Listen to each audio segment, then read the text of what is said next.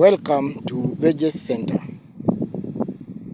Today's question is, how do we make our drip irrigation beds?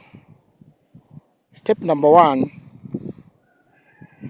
ensure your land is tilled at least twice so as to achieve a fine texture. You need to achieve some fine texture.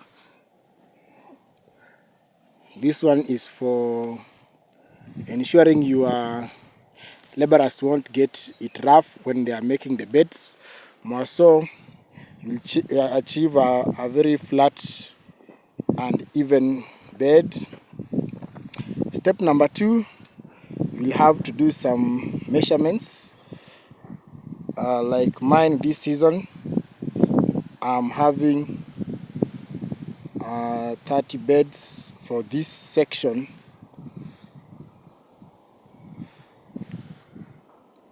The beds are 35 meters long.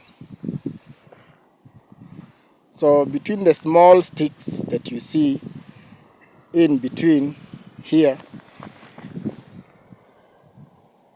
this will be 15 centimeters,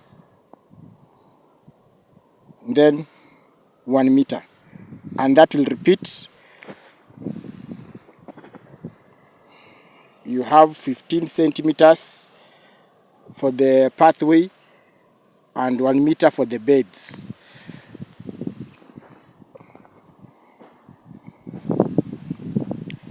Then after that, you will get your boys.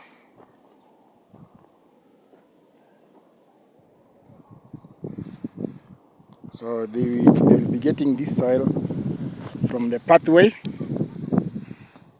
From this pathway, it's put on this other side.